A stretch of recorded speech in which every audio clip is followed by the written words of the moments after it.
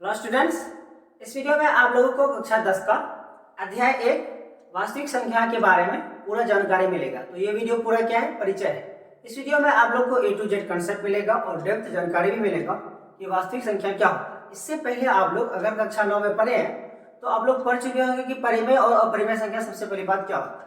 तो आप लोग परिमेय और अपरिमेय संख्या ये पढ़े होंगे कि परिमेय संख्या में ऐसे संख्या कहते हैं जो p/q के रूप में हो और q जो है 0 बराबर नहीं हो, ऐसे संख्या क्या कहते हैं, परिमेय। और जो संख्या परिमेय नहीं होता उसको क्या कहते थे, अपरिमेय। हमने अब तक जितने भी नंबर्स पढ़े हैं ये सभी सारा नंबर किसमें शामिल हो जाएगा, ये वास्तविक संख्या में शामिल हो जाएगा। ठीक है, तो वास्तविक संख्या किसको कहते हैं, परिमेय और अपरिमेय संख्या के सम्मेलन को कहते हैं। क्या कहते हैं, जब परिमेय और अपरिमेय संख्या को मिला देते हैं तो वो क्या कहलाता है, वास्तविक संख्या। तो हमने क्या लिखा कि परिमेय तथा अपरिमेय संख्याओं के सम्मेलन को ही क्या कहते हैं, वास्तविक संख्या कहते हैं। वास्तविक संख्या क्या है, आप लोग कुछ भी एग्जांपल ले सकते हैं, है ना। जैसे हमने एग्जांपल लिया है 2, 5, 10, √5, 0, -√2, -7 आदि, है ना। तो ये सभी जितना भी नंबर्स को लेते हैं वो सभी क्या हो जाएगा, वास्तविक संख्या हो जाएगा। दूसरी बात, वास्तविक संख्या अगर आप लोग जान गए तो इसी चैप्टर में क्या है, यूक्लिड विभाजन परमिका है। इस चैप्टर में मुख्यतः दो चीजें, एक है यूक्लिड विभाजन परमिका, एक है अंकगणित के आधारभूत परमिका। तो सबसे पहली बात यूक्लिड विभाजन परमिका क्या है, तो सबसे पहले बात परिमेय जो है 1 क्या है, दो धनात्मक पूर्णांक a और b दिए रहने पर ऐसी अद्वितीय का मतलब होता है यूनिक, जिसका कोई एक होता है ना, ऐसी अद्वितीय पूर्ण संख्या q और r विद्यमान है कि a बराबर bq प्लस r। कहने का मतलब यूक्लिड विभाजन परमिका जब भी दिमाग में आए तो फौरन याद कर लीजिएगा a बराबर bq प्लस r होता है। a बराबर bq प्लस r किसका मॉडल है, यूक्लिड विभाजन का है। किसका है, यूक्लिड विभाजन। आप लोग क्या कीजिएगा, बार बार रिपीट कर लीजिएगा। और जहां r का मान जो होता है वो हमेशा 0 से बड़ा या बराबर होगा। r का मान हमेशा 0 के बराबर होगा या उससे बड़ा होगा, छोटा नहीं हो सकता। छोटा होगा तो पॉसिबल ही नहीं है, पहली बात। दूसरा है कि ये जो b से होता है ये छोटा होता है। चलिए मैं आपको ये a b q r समझ में ना आए तो आप लोग नोट किया जाइए आसान भाषा में। आप लोग पहले पढ़ चुके हैं कि भाज्य बराबर भाज्य गुना भागफल प्लस शेषफल, भाज्य बराबर भाज्य गुना भागफल प्लस शेषफल। ये क्या है, यही मुख्य रूप से यूक्लिड विभाजन परमिका का क्या है, एक जनरल फॉर्म है। तो आप लोग मान लीजिए कि यहाँ 17 और 6 को हम लोग क्या रखना है, यूक्लिड विभाजन परमिका के फॉर्म में लिखना है। तो a को मान लीजिए 17 और b बराबर क्या मान लीजिए 6 मान लीजिए, है ना। क्योंकि a और b को रूप में लिखना है जहां हमको q और r क्या होता है, प्राप्त होता है, विद्यमान दिखता है, उसमें उसके अंदर छुपा हुआ रहता है, उसको दिखाना पड़ता है। तो हम लोग क्या ले 17 को लिख सकते हैं 6 गुना 2 प्लस 5, क्योंकि 6 गुना 2 12, 12 प्लस 5 17। ऐसा कर सकते हैं। आपको क्या मिला, देखिए यहाँ a की जगह a है, a की जगह a है ना, b की जगह क्या है 6 है। और एक्चुअली में आप लोग जो पढ़े a बराबर क्या पढ़े, a बराबर bq प्लस r, ये बराबर यही ना पढ़े। तो a की जगह 17, b की जगह 6, q और r मिला, आपको नया चीज मिला ना, विद्यमान इसमें मौजूद था। तो q बराबर आपका हो गया 2 और r बराबर 5। देखिए आपका जो जस्ट बताया कि r का मान जो होता है वो b से क्या होता है, छोटा होता है। इसका मतलब b बड़ा है, तो b बड़ा, इसका मतलब 6 तो 5 तो 12 से निकला, इसका मतलब ये चीज क्या है, ये चीज सही है। फिर अगला परिमेय है 1.2। सबसे पहले एक बार और खास बात बता दें कि यूक्लिड विभाजन परमिका का जो सबसे मुख्यतः यूज किया जाता है, इस्तेमाल किया जाता है एचसीएफ, दो संख्याओं का एचसीएफ निकालने के लिए। यूक्लिड विभाजन एल्गोरिथम दो धनात्मक पूर्णांकों का एचसीएफ निकालने की एक तकनीक है। अगला परिमेय है परिमेय 1.2। तो क्या करा, अंकगणित के आधारभूत परिमेय। ये बहुत ही बेसिक परिमेय है, ये मैथमेटिक्स का यह क्या है, कोड है। ठीक है, इसीलिए इसको क्या किया, अंकगणित मतलब अलजेब्रा, अरिथमेटिक जो भी कहिए, इसका एक कोड है। तो क्या कहा कि प्रत्येक भाज्य संख्या को अभाज्य संख्या के रूप में व्यक्त किया जा सकता है। जितना भी भाज्य संख्या है अभाज्य संख्या के रूप में व्यक्त किया। आप लोग पूछिएगा भाज्य और अभाज्य क्या होता है। देखिए भाज्य संख्या ऐसे संख्या कह सकते हैं जो किसी भी नंबर से भाग हो जाए, कंप्लीटली डिवाइड हो जाए, कहने मतलब रिमाइंडर या शेषफल 0 हो जाए, ऐसे संख्या को क्या कहेंगे, भाज्य कहेंगे। 10, 9 ये सभी क्या है, भाज्य संख्या है। इसको किसी भी नंबर से भाग देने पर ये जो है 0 हो सकता है, इसका क्या शेषफल, ऐसे संख्या को भाज्य कहेंगे। अभाज्य किसको कहेंगे, जिसका कम से कम 2 ही फैक्टर, मैक्सिमम 2 ही फैक्टर हो सकता है। जैसे 2, 5, 7, 11, इस तरह का संख्या क्या कहते हैं, अभाज्य संख्या कहते हैं। और सबसे छोटी अभाज्य संख्या क्या होता है, सबसे छोटी अभाज्य संख्या 2 होता है। ये चीज आप लोग याद रखिएगा। तो क्या कहा कि प्रत्येक भाज्य संख्या को अभाज्य संख्या के रूप में व्यक्त किया सकता है, भाज्य को अभाज्य के रूप में व्यक्त किया जा सकता है, तथा यह गुणनखंड अभाज्य संख्या अभाज्य गुणनखंडों कि आने वाले क्रम के बिना अद्वितीय होता है। कहने का मतलब जो होता है यह एक यूनिक होता है, इसको क्रम पर डिपेंड नहीं होता। मान के चलिए ना, किसी से कोई संख्या लेते हैं, मान के चलिए जैसे 2 गुना सबसे छोटा आभाज्य क्या था 2, 2 गुना 3 गुना 5 गुना 7। इसका क्रम को बदल दीजिए, तो लिख दीजिए पहले 3 गुना 5 गुना 7 गुना 2। क्या होता है 2 पहले था 2 बाद में कर दिए, क्या फर्क हो जाएगा। फिर भी जो है 2 2 6 6 5 30 30 30 होता 221। कहने का मतलब हम लोग 221 को क्या 210 को हम लोग क्या कर सकते हैं, हम लोग जो है 2 गुना 3 गुना 5 गुना 7 लिखिए या 3 गुना 5 गुना 7 गुना 2 लिखिए, बात तो बराबर होगा 210 ही होगा। गुना में जब दो संख्या गुना रहता है उसका क्रम बदल देते हैं, किसी को पहले किसी को बाद में रखते कोई फर्क नहीं होता। इसीलिए इसको क्या कहा कि सबसे पहले बात ये देखिए 210 क्या था, एक भाज्य संख्या था, और बाकी जिसमें बदले हैं ये क्या अभाज्य 2 3 5 7 ये सभी क्या अभाज्य। इससे प्रूव हो गया कि प्रत्येक भाज्य संख्या को अभाज्य संख्या में बदला जा सकता है। ये थ्योरम आप लोग समझ गए। उसके बाद एल्गोरिथम क्या होता है। एल्गोरिथम सबसे पहली बात तो यह होता है, यह एक सुपरिभाषित क्या होता है चरणों की एक श्रृंखला होता है, मतलब पहले से प्रूव्ड होता है, इसको प्रूव करने की जरूरत नहीं होती है। ठीक है, जो एक विशेष प्रकार की समस्या को हल करने की प्रक्रिया विधि को प्रदान करती है। ये क्या करता है और बाकी अदर प्रोसेस को क्या करता है कंडक्ट करता है, ये पहले से प्रूव्ड होता है। ठीक है, जैसे मान के चलिए हमने अपने जैसे कि बहुत सारे कंप्यूटर एप्लीकेशन में क्या होता है इनपुट आउटपुट और प्रोसेसिंग होता है। हमने इनपुट ले लिया 2 गुना 5 है ना, 2 को 5 से गुना करेंगे तो मान के चलिए कैलकुलेटर में टाइप करेंगे तो क्या होगा प्रोसेस होगा। प्रोसेस मतलब वहाँ एल्गोरिथम काम करता है, पहले से उसका एल्गोरिथम में सिखाया हुआ रहता है कि 2 गुना 5 रहेगा तो 10 ही देना है, तो आउटपुट कितना हो जाएगा 10 होगा। या यहाँ 2 + 3 रहते 2 + 3 रहता तो क्या होता है 2 + 3 कितना होता 5 होता, यहाँ 5 का आउटपुट 5 होता। एल्गोरिथम क्या होता है पहले से एक जो है चरणों की श्रृंखला होता है जो सुपरिभाषित होता है। चलिए उसके बाद आ जाइए प्रमेय का को क्या कहते हैं लेमा कहते हैं। ये एक सिद्ध क्या हुआ कथन होता है, ये भी क्या होता है सिद्ध क्या हुआ कथन होता है, और इसे एक अन्य कथन को सिद्ध करने में प्रयोग किया जाता है।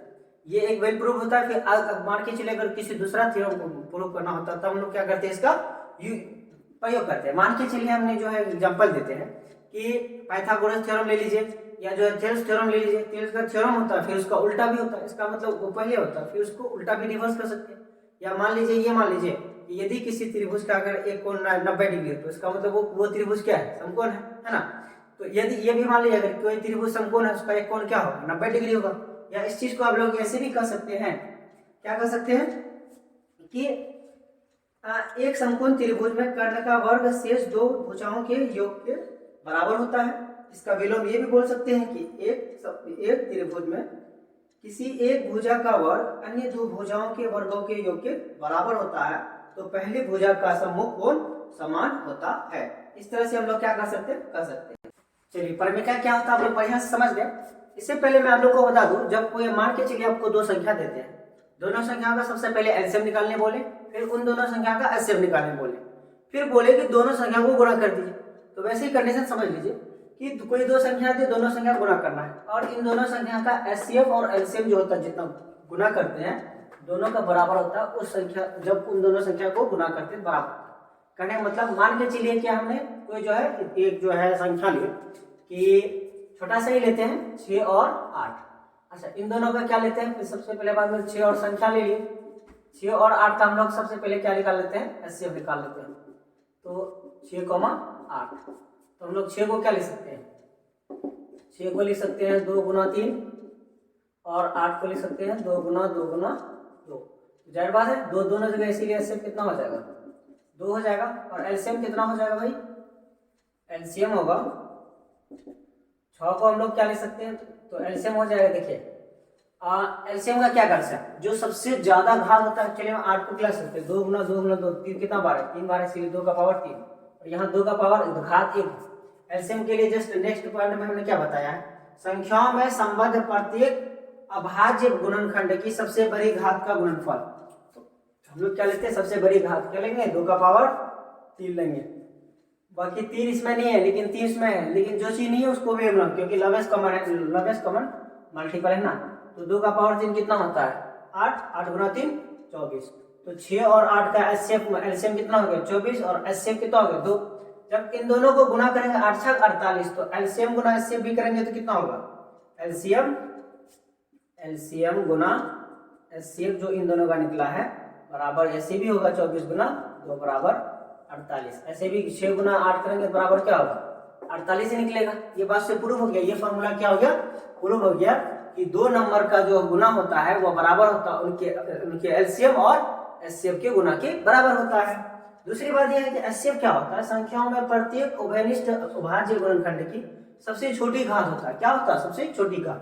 इसी में से देखिए ना, हमने जो है एचसीएफ कैसे निकाले, तो दो यहाँ 6 को 2 गुना 3 लिखे, मान के चलिए यही लिखते हैं और कोई नंबर लेते हैं। क्या हमने सपोज कीजिए अलग कलम यूज करते हैं, मान के चलिए जैसे यहाँ अलग नंबर लेते हैं, मान के चलिए हमने 6 और 10 लिए, तो हम लोग 6 को क्या लिख सकते हैं 2 गुना 3, 6 को लिख सकते हैं 2 गुना 3 और 10 को क्या लिख सकते हैं 2 गुना 5। तो यहाँ देख लीजिए एचसीएफ में क्या होगा, दोनों जगह क्या कॉमन है, 2 कॉमन है, बाकी 3 तो कॉमन है नहीं, इसीलिए इसका एचसीएफ कितना हो जाएगा 2 हो जाएगा, एचसीएफ 2 हो जाएगा। लेकिन यही 6 और 10 का अगर एलसीएम ले तो हम लोग 6 को क्या ले सकते हैं 2 गुना 3 और 10 को लिखेंगे 2 गुना 5। ठीक है, अब देखिए यहाँ तो 2 दोनों जगह, दोनों का पावर क्या होगा सेम, इसीलिए जो एलसीएम निकालते हैं एलसीएम तो 2 लेंगे, बाकी जो चीज दोनों जगह नहीं है उनको भी लेंगे। तो 3 जो है उभयनिष्ठ तो नहीं है ना, उभयनिष्ठ वाले टर्म को भी हम लोग जो चीज उभयनिष्ठ कहा है नहीं कहा ना, उसको भी हम लोग लेंगे 3 गुना 5। तो कितना होगा 2 तिया 6 6 5 30, तो जो है 6 और 10 का जो है एचसीएफ कितना, एलसीएम कितना हो जाएगा 30 हो जाएगा। वैसे भी आप लोग को यहाँ समझा चुके हैं। चलिए अगला थ्योरम है 1.3। मान लीजिए p एक अभाज्य संख्या है, आपको बता चुके हैं कि अभाज्य संख्या क्या होता है। यदि p a² को विभाजित करते हैं तो p a को भी विभाजित करेगी, जहाँ a एक धनात्मक पूर्णांक है। जैसे आप लोग मान के चलिए, जैसे एग्जांपल ले लीजिए, तो मान के चलिए कि p बराबर जो है 5 है, या कुछ भी मान के चलिए 2 है, और a बराबर है मान के चलिए कि 10 है। ठीक है, जब हम लोग a का स्क्वायर कर लेंगे, पहले इसको जो है अभाज्य गुणनखंड के विधि जो है तरीके से लिख देंगे, उसको 10 को क्या लिख सकते हैं 2 गुना 5, फिर a का स्क्वायर करेंगे तो इसका क्या हो जाएगा 10 का स्क्वायर 100। ठीक है, फिर 100 को जो अभाज्य गुणनखंड विधि में कैसे लिख सकते हैं 2 गुना 5 गुना 5। ठीक है, ऐसे लिख सकते हैं। इसका मतलब थोड़ा कि 2 बार है, इसीलिए इसको क्या लिख सकते हैं 2 का पावर 2, और 5 भी 2 बार है, इसीलिए 5 का पावर 2 हो जाएगा। देखिए क्वेश्चन कहने मतलब यह हुआ, अगर p जो a² को विभाजित करता है तो p a को भी करेगा। p का मान हमने क्या लिया 2 लिए, तो जो है क्या 2 100 को विभाजित कर सकता है, बिल्कुल, क्योंकि यहाँ इसका एक जो है खंड क्या है, गुणनखंड क्या है 2 भी है, कहने मतलब एक फैक्टर 2 भी है ना, तो इसको कर सकता है। फिर जो है हमने a का मान 10 लिए हैं, तो p 10 तो 2 से भी विभाजित होता है, इसका मतलब ये सही है। ठीक है, फिर अगला प्रमेय है 1.5, 1.4 हमने नहीं लिया है, क्योंकि उसमें जो है √2 √3 ये सब के बारे में सिद्ध करके बताने के बारे में, उसको कैसे सिद्ध किया जाता है आपको अलग से एक वीडियो बना करके जो है बता देंगे कि कैसे अपरिमेय संख्याओं को सिद्ध किया जाता है। तो प्रमेय 1.5 है कि मान लीजिए x ऐसी परिमेय संख्या है जिसका दशमलव प्रसार शांत है, जिसका दशमलव प्रसार क्या है शांत है, तथा तब x को p/q के रूप में व्यक्त किया जा सकता है, जहाँ p और q सहअभाज्य है। सहअभाज्य किसको कहते हैं, जब दो संख्या का एचसीएफ 1 हो जाए, जब एचसीएफ क्या हो जाए, एचसीएफ दो संख्या का एचसीएफ 1 हो जाए ऐसे, तब क्या कहते हैं सहअभाज्य। इसी को इंग्लिश में क्या कहते हैं कोप्राइम कहते हैं। क्या कहते हैं कोप्राइम नंबर कहते हैं, सहअभाज्य संख्या। ठीक है, होता तथा q का अभाज्य गुणनखंडन 2 का पावर n 2 तथा गुना 5 का पावर m के रूप का है। तब क्या हो सकता है, मतलब आप लोग समझ में आया कि अगर x एक परिमेय संख्या है जिसका दशमलव प्रसार शांत है, मतलब अगर x एक परिमेय संख्या और अगर उसका दशमलव प्रसार शांत होगा, तब जो है q जो होगा, q क्या है नीचे है, नीचे होता है ना, तो वो किसके रूप में होना चाहिए, 2 का पावर n और 5 का पावर m के रूप में होना चाहिए। आपको बता दें n, यहाँ n और m क्या है, एक ऋणोत्तर पूर्णांक है। ऋणोत्तर का मतलब जो नीचे होता है, क्योंकि q क्या होता है, पूर्णांक के नीचे होता है। यहाँ जो है q के बदले क्या लिया गया है, 2 का पावर n और 5 का पावर m लिया गया है, तो नीचे है, इसीलिए ऋणोत्तर कहा गया। ठीक है, तो हिंदी में, इंग्लिश में आप लोग निगेटिव कर सकते हैं। इसी का विलोम भी ये है कि यदि हमारे पास कोई परिमेय संख्या है p/q, उसमें हमको मिला था, यहाँ पहले से हम लोग मान लेते हैं कि p/q एक परिमेय संख्या के रूप में की दी गई है, कि है, तथा q का अभाज्य गुणनखंडन ये है के रूप का है, तो p/q का दशमलव प्रसार क्या होगा, शांत होगा। जाहिर बात है, यह एक परिमेय है तो इसका क्या होगा, विलोम भी इसका सत्य ही है ना, इसका विलोम भी क्या है, सत्य है। अब लोग समझ गए कि क्या अगर मान के चलिए कोई आपके पास एक परिमेय संख्या है, तो और जो है उसका जो है q का अभाज्य गुणनखंडन इस रूप में है, तो q क्या हो जाएगा, एक जो है दशमलव प्रसार शांत होगा। कहने मतलब यहाँ 2 का पावर n और 5 का पावर n के रूप में कोई भी नंबर हो जाए तो वो क्या हो जाएगा, शांत। मान के चलिए 1/2 बराबर क्या होता है, 0.5 है ना। ये जैसे 1.5 तो बराबर कितना होता है, 0.2 होता है। मतलब दशमलव के बाद कोई डिजिट के बाद क्या होता है कि वो भागा कंप्लीट हो जाता है। पर मैं 1.6, 1.6 क्या है, हम लोग गौर से देख लीजिए। क्या कह रहा है कि मान लीजिए x बराबर p/q एक परिमेय संख्या है कि q 2 का पावर m, n 5 का पावर m के रूप का है, जहाँ n और m ऋणोत्तर पूर्णांक है, तब x को दशमलव प्रसार है ना शांत होगा। x का दशमलव प्रसार क्या हो जाएगा, शांत हो जाएगा। कहने का मतलब यह होगा, अगर कोई परिमेय है, परिमेय मतलब p/q के रूप में है, और जो है उसका q जो है इस रूप में है, तब जो है n और m ऋणोत्तर होना चाहिए, तब जो उस दशमलव प्रसार क्या हो जाएगा, शांत हो जाएगा। तो बोलिए इससे रिलेटेड तो हमने क्वेश्चन जो है परिमेय 5 में जी मिलता जुलता है, ज़्यादा फर्क नहीं है। फिर इसका जस्ट ऊपर जो है थोड़ा सा अलग देखिए क्या है कि मान के चलिए परिमेय 7 की बात हो रही है कि मान लीजिए x बराबर p/q है, एक परिमेय संख्या है, इस प्रकार है कि q का अभाज्य गुणनखंड 2 का पावर n 5 का पावर n के रूप का नहीं है। इसमें क्या है, नहीं है। इसमें क्या था, है, इसमें था और इसमें नहीं है। तब x का दशमलव प्रसार क्या हो जाएगा, अशांत हो जाएगा। मतलब जब हम लोग भागा देंगे तो नहीं होगा। सपोज क्या इस नंबर के नीचे 3 तो जो है 2 और 3 के जो 5 के रूप में नहीं हुआ, तो जब 3 को भागा करेंगे तो कितना होगा, 0.33333। मतलब ये क्या होगा, बहुत सारा बार आएगा। जो बहुत बार रिपीट होगा और सेम नंबर होता है उसको क्या कहते हैं, आवर्ती कहते हैं। और ये क्या हुआ, अशांत हो गया, है ना। कोई भी नंबर की देखिए, अगर 2, 5 या जो है 10 का जो है पावर के रूप में रहेगा तो वो हो सकता है, लेकिन अगर उसके नीचे सिर्फ 3 रहे, 7 रहे, है ना, तो समझ जाइएगा वो नंबर कभी भी डिवाइड हो ही नहीं सकता है। वो क्या हो जाएगा, वो अशांत होता है। वो क्या होता है, अशांत होता है। अशांत को इंग्लिश में टर्मिनेटिंग कहते हैं, ठीक है, सॉरी नॉन टर्मिनेटिंग कहते हैं। तो दशमलव प्रसार कोई भी जो डेसिमल एक्सपेंशन होता है तो वो जो है 2 प्रकार का होता है। कितने प्रकार का होता है, 2 प्रकार। एक होता है शांत, दूसरा होता है अशांत। शांत जो टर्मिनेट हो जाए, जैसे 1/2 बराबर क्या होता है, 0.5। उसी तरह मान के चलिए कि आपने 4/10 भी लिख दीजिए, कोई दिक्कत नहीं। 4/10 है तो और आसान है, इसको 10 क्या लिख सकते हैं, 0.4। ये सब आदि क्या है, आदि ये सब शांत है। लेकिन अशांत क्या होता है, जैसे 1/7 करेंगे, 1/7 बराबर क्या होगा, 0.1, फिर हासिल रहा 3, फिर जो है कितना हो जाएगा 7 × 28, फिर हासिल रहा 2, फिर 7 दूनी 14। मतलब कहने मतलब ये चलते जाएगा, कभी भी ये कंप्लीट जो है डिवीजन नहीं हो पाएगा, इसका भाग नहीं हो पाएगा। फिर जो है अशांत दशमलव जो है वो 2 प्रकार का होते हैं। एक होता है अशांत आवर्ती, एक होता है अशांत अनावर्ती।